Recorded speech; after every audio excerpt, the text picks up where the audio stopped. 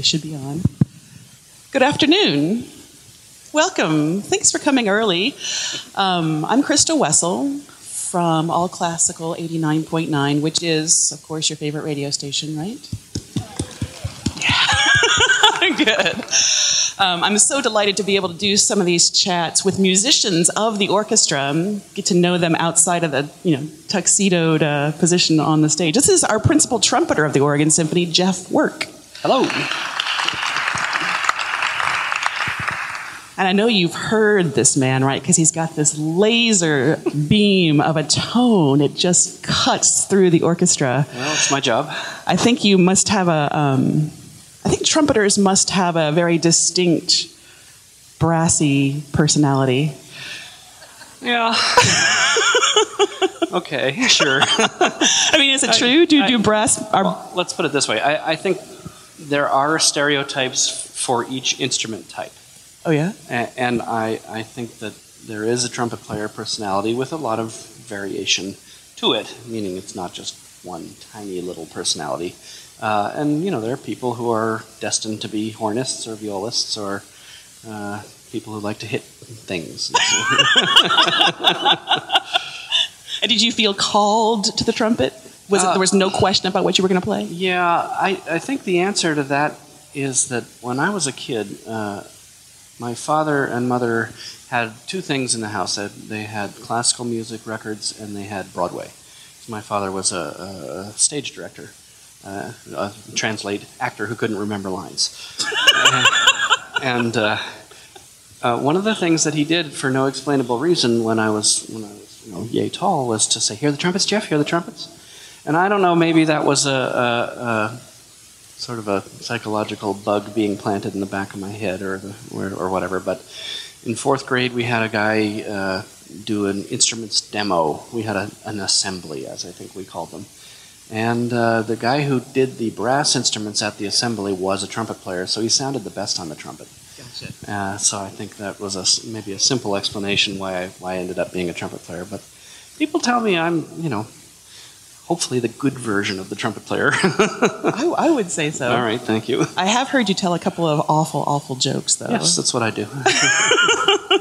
I think if you look in the back row in the symphony and you see everybody smiling, it's probably because of you and your awful sense of humor? Well, you have to understand that when you sit in the back row of the orchestra and you play in the trumpet section or the timpani player or the trombone section, all the string players, they're working their butts off up on the front of the stage. And meanwhile, we're sitting there counting 192 measure rest. So there's got to be a moment where we can just say, "Oh, wow, it's a funny T-shirt Carlos is wearing today," or whatever. So yeah, we try to keep the atmosphere cordial, let's call it. Okay, sounds good. Well, tell us a little bit about, you mentioned you started playing at a pretty young age. Yeah. And were you instantly good? Did you know this is what you want to do for the rest of your life? I was instantly good, yes, insofar as a fourth grader can be instantly good at anything. Meaning that the guy who was giving us our first Start the Trumpet group lesson, when I played my first note, he got a big lit up look on his face and said, "Good!" And I think by that end of that millisecond, I was sold, because I knew it was certainly something I could do better than my big brother. And but it took a while for me to really understand that it was going to be my career, and that was more in high school. I went to an arts camp called the Interlochen Center for the Arts, which is up in the northern part of the southern part of Michigan, and found that I could compete at that age nationally. And thought, okay, well, if I go to this hotsy-totsy arts camp and do well there, I must be, pretty good at this. And I feel really lucky to do what I do. What I know about your career has been pretty impressive. You got a pretty distinguished artist diploma. Yeah. I'll brag on myself since you just cued me to brag on myself. There's a program at the New England Conservatory called Artist Diploma, which really doesn't sound very exciting, except that they only take 4 people a year. And I'm very proud to brag that I was the first trumpeter to ever get into the program and therefore get out of the program. And the program was 50 years old at the time. Wow. Yeah, so it's pretty cool. I always called it their "So Kid, you want to be a soloist" program. And it was sort of an artist in residency kind of thing. You took free lessons and classes if you felt like it. And I've always said that my most important role was to walk around the school looking like I thought I was really cool.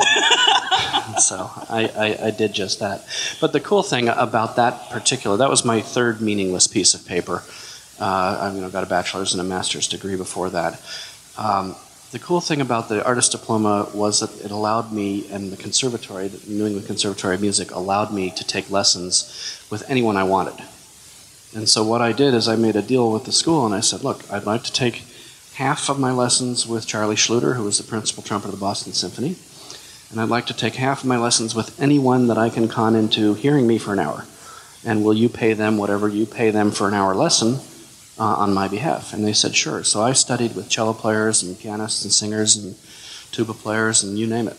It was really, really, really cool. That's a unique approach. Well, what did studying with cellists help you with? Well, for example, all those people have no preconceptions about the trumpet repertoire. And so, whereas a trumpet teacher might go, oh, I know that note's always sharp on the trumpet, so just, be careful. Someone else would look at me and go, what in the world are you doing? That's a quarter tone sharp. And, I think also string players, for example, you asked about cello players, they have I hate to say this, but a more sophisticated level of artistic training. Trumpet players, we're kind of You're the band geek. Well, yes, we're the band geek, but we're also sort of the workhorse, that kind of mentality where we're just supposed to make the noisy stuff happen, and of course that's not what it's all about. And so studying with all these other people and studying, for example, I took lessons with vocalists with the idea that I would like to be able to sing more like a vocalist through the trumpet. In fact, I took voice lessons for a while, trying to learn how singers produce what they do. And so that just coupled with the fact that they just didn't care about the trumpet and trumpet issues. They didn't know enough to say, change your tongue position or tighten your corner muscles or whatever. They just said, that really sounds dumb. Why are you doing that? And that is awesome. That is just a great, great thing to hear, because that's how you learn. Speaking of cellists, I noticed a really impressive name in your biography online. It says you were discovered by Mstislav Rostropovich. Yeah, that's sort of true, actually. Can you tell that story? Yeah, sure. I grew up in the D.C. area, and he was the music director of the National Symphony Orchestra in Washington by that point. And I had, in my senior year of high school, participated in their youth fellowship program, and it was just familiar with the Kennedy Center and the education people at the NSO. And they had a few solo competitions over the years that I was allowed to compete in. And one of them was called a Young American Instrumental Soloist Auditions. And it was just basically, are you young? Are you American? Do you play an instrument? Come play for Mstislav Rostropovich if we think your resume is good enough. And they accepted me to go do a live audition for him. It was like 8:30 in the morning. Yeah, a trumpet at 8:30 in the morning. But what I understand was apparently by about 9 in the morning, Rostropovich had a beer cracked open already listening to these auditions. So he and his dog had a lighter atmosphere to him than the people who were applying for this.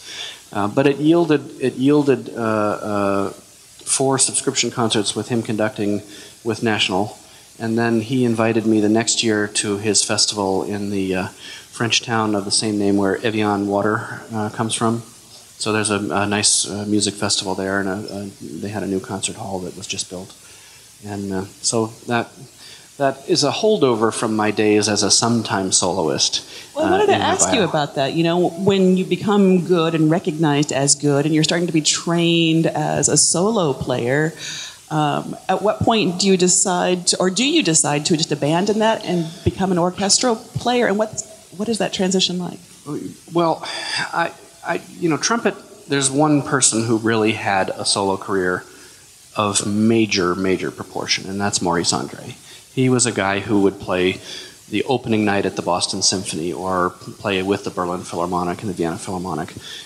For every other trumpet player, the career has never really risen to that level.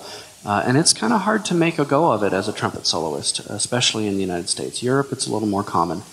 And I think I just reached the point where I was just doing whatever came my way, be it freelancing as an orchestra player or concerto dates when I could get them. But a pretty tough sell. People think of the trumpet as this bombastic noisemaker, and they don't think of it as a musical instrument. And I used to say in my press materials, my one goal in life is to prove that the trumpet can be played as beautifully and musically as any other instrument. And I still try to do that.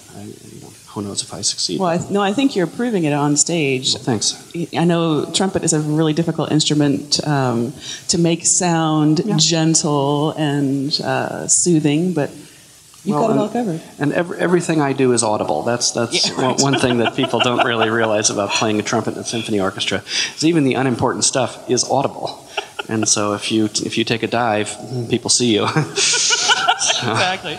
I don't know how you do that. Well, you got to be. You said something. Can I? Yes, please. Last I know night, where you're going. Last night, a number of musicians of the Oregon Symphony performed a benefit concert for all classical under the umbrella 45th Parallel. It's a great chamber music concert at the old church. Jeff was my guest last night, and as we're chatting at the reception, and I noticed he did not have a glass of free champagne in his hand. I'm like, Jeff, what is the? And he said, "Well, Christa." Yeah, I think the answer is playing principal trumpet in a major symphony orchestra is not a career choice, it's a lifestyle. And that's really true, that I do things very differently than if I were playing third trumpet in this orchestra. So no champagne last night for sure. Matter of fact, just to be on the silly side of culinary arts here, we went to a Japanese restaurant for lunch, but I didn't have sushi because I didn't want all the salt before a show.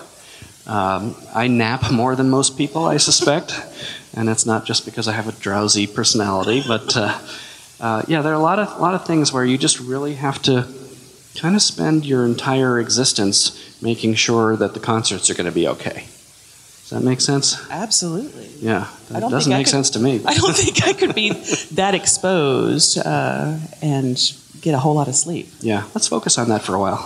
Okay, we'll change the subject. One thing I do know about brass players is that they are exceptionally nerdy when it comes to equipment. The right mouthpiece for the right trumpet. And I heard that you have quite a collection of trumpets. It's true. Trumpet players are sort of like golfers. The new driver, the new putter is going to make your game so much better that you just have to take out a loan. And when I got this job, before I got here, I was a freelancer in Boston. So I used to tell my mother I do three things for a living. I wait for the phone to ring, I piss people off, and I look for parking. And that's kind of what I did, But one of the things I didn't do much of was play Pop's repertoire, because if playing third in Portland, Maine on a pop show were conflicting with playing first on a Brahms Deutsche Requiem in Boston, well, I just say, okay, I'm going to do the Deutsche Requiem. And so I knew that I was going to be playing for Norman Layden from time to time here, who's the real deal, of course. And so once I got this job and had a little more feeling of financial security, I started going a little crazy on eBay and started getting some vintage instruments that I thought would be really proper for the big band kind of repertoire that we might be doing with him.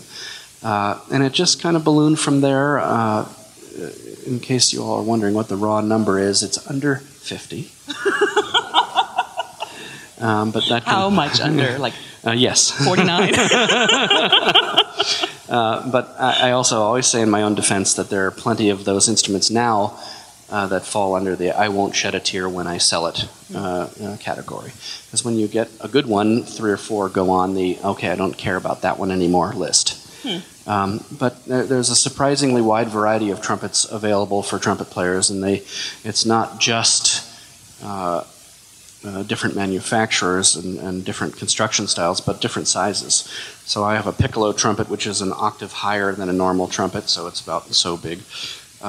Flugelhorns, cornets, and then trumpets in all different keys, which help me survive some of the things that we were talking about earlier, where it might be just more convenient and easy to sound great on trumpet letter P than trumpet letter D And so I'm sort of that guy who has the arsenal.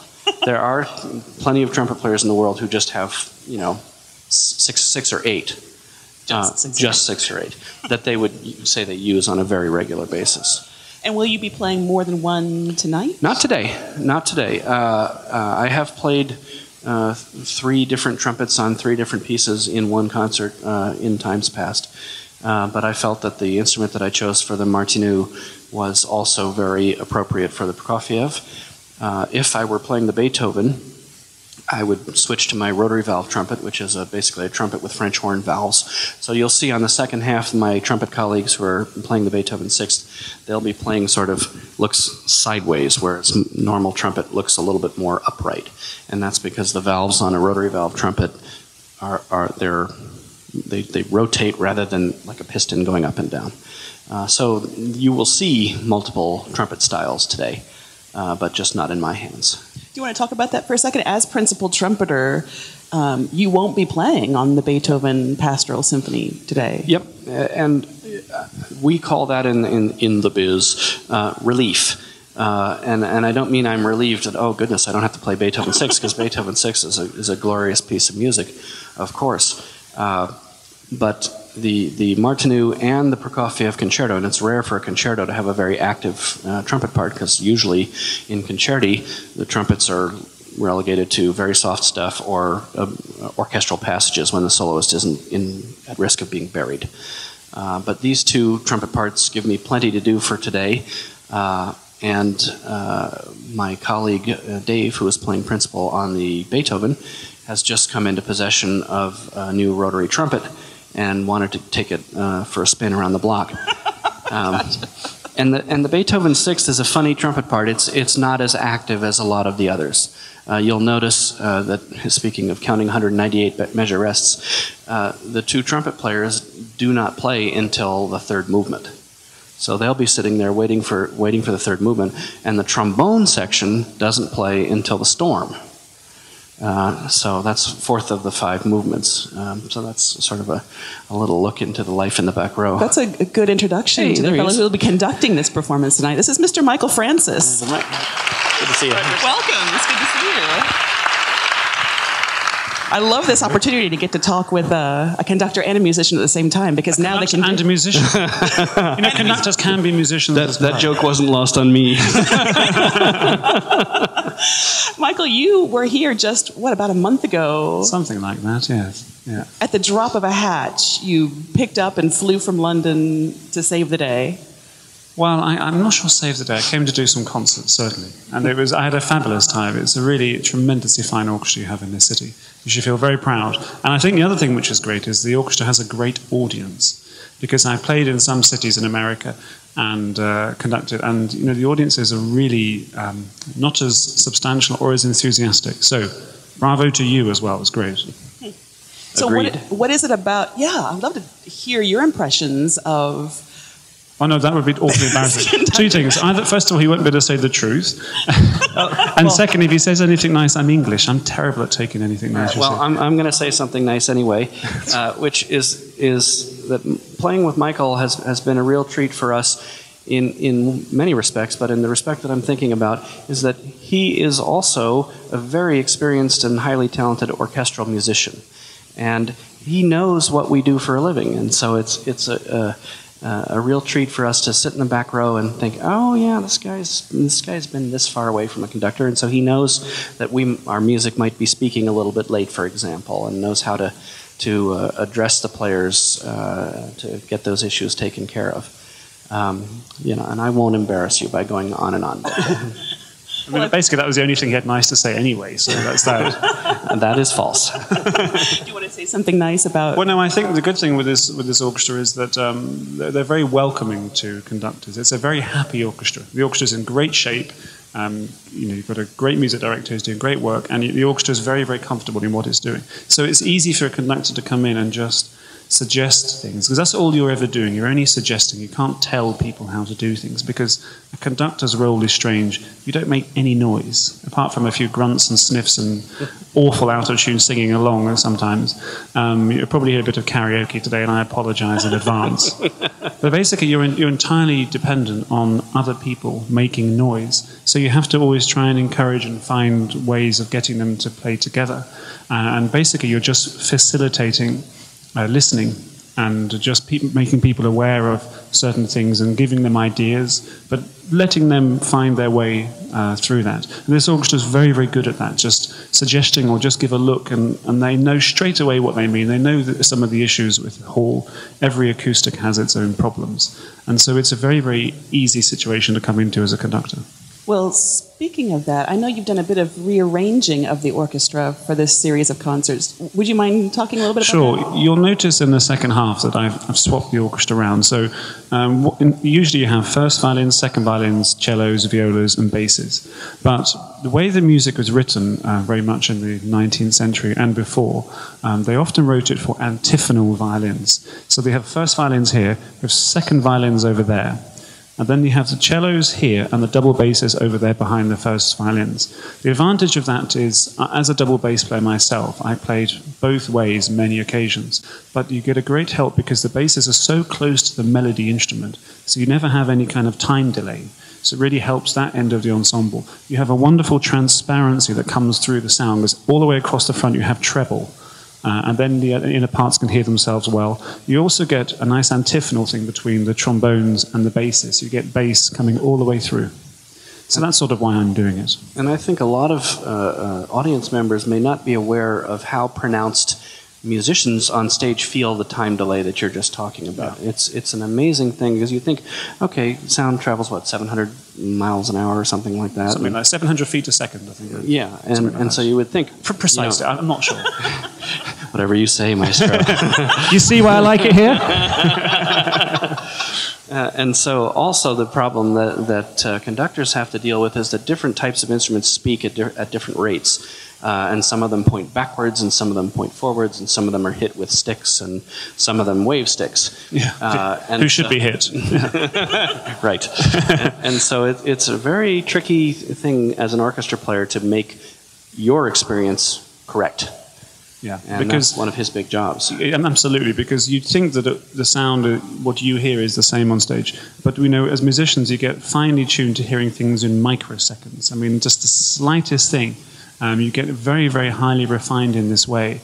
And so that's why you see musicians that kind of almost this super sharp to what we call ensemble, which basically from the French ensemble, to play together. That's the word we use to play together, ensemble. And they have to get very, very finely tuned. So sometimes it's good for the adjustment, just to make things aware. I mean, as a double bass player myself, and I've played for many years doing that, is that the sound comes out later. It takes longer to produce. You hit something on the drum, or you hit a piano or a violin, the higher the register, the quicker it speaks. But the lower instruments take time. And so that's why you have to be very, very conscious of all the different things. And also for wind players, by the time they breathe and play, of course, it has to go through some tubing and then come out. So there's all sorts of different factors for musicians to attend to the entire time. How has it been for you as a trumpeter to adjust to this? Because you're used to having the basses pretty near you, and since I'm not playing the Beethoven, I haven't had to make that adjustment. So the answer is it's just been great. Great. Yeah. I mean, in London, the orchestra which I played with, they do it. We chop and change almost every concert. It's perfectly normal, so you get very, very used to it. There are some difficulties with it, but there are, in the Beethoven particularly, greater advantages. So that's why I've asked the orchestra, and they very kindly agreed, which they didn't have to. Oh, really? They could have refused? Sure, if they'd said no. I'm not going to sort of dig my heels in and be stuck at some sort of impasse. So they said, yes, okay, and I said, great.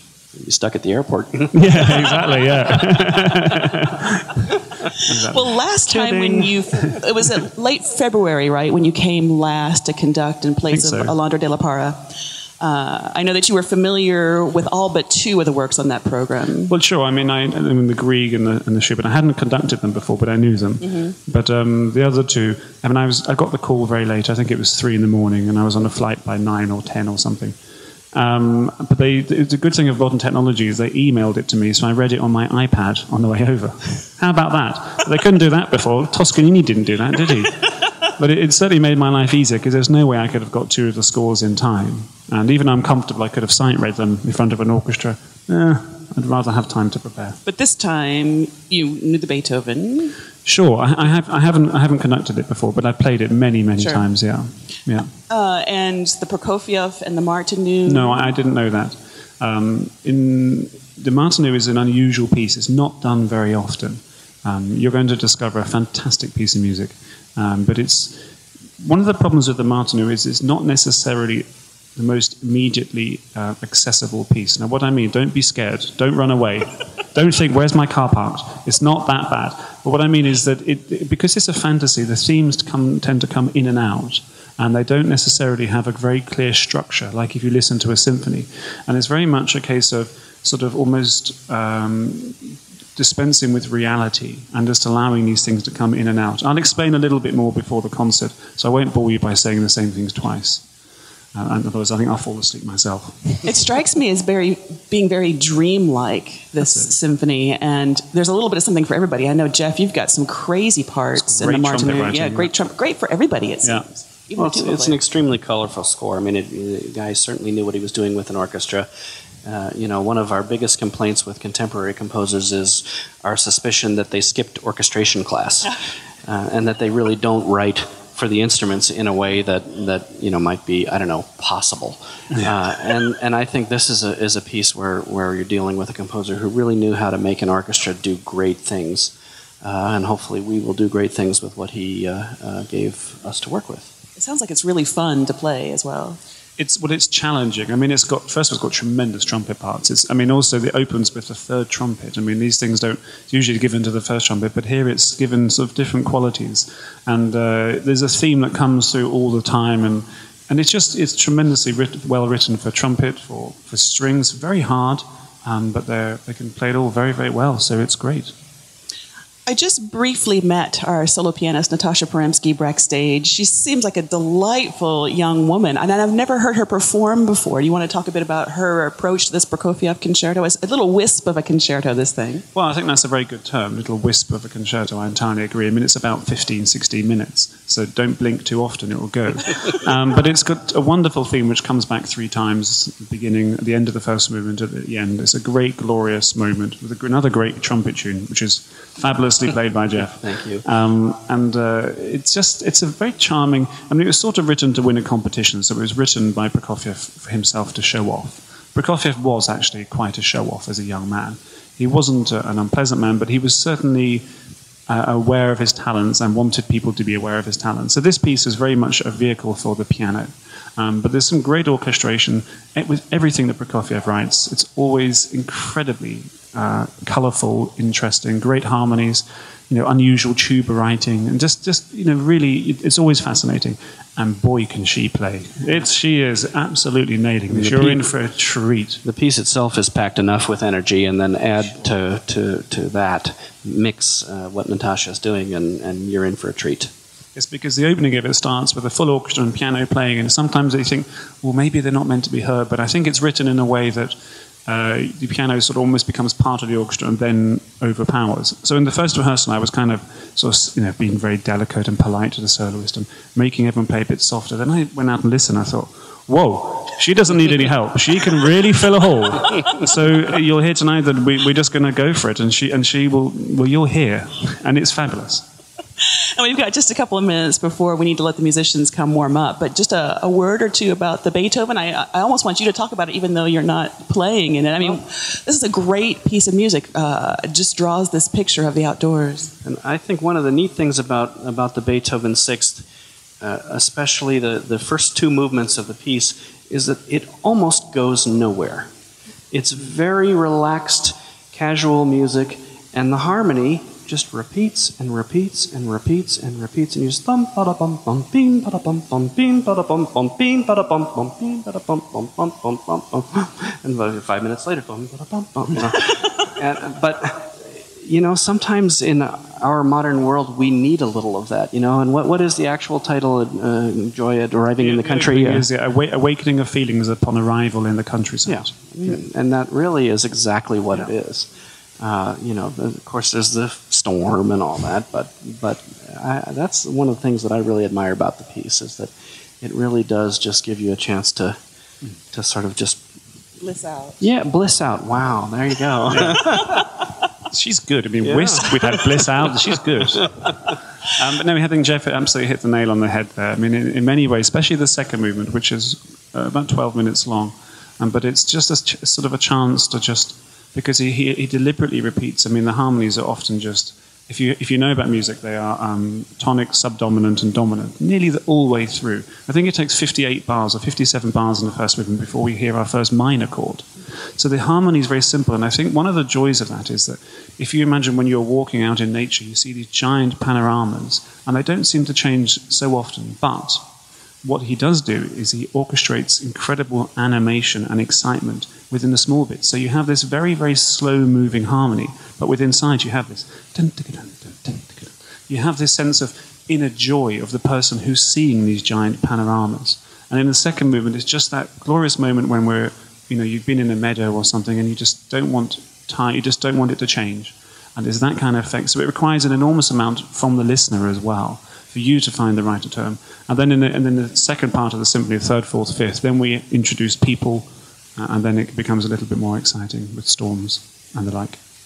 Lots of different colors represented in this program today. It's going to be wonderful, and I can't thank you enough for joining us, Maestro. My pleasure. Michael Francis, and Jeff Work, our principal trumpet player.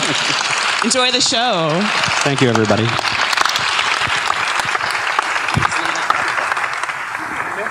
Well done.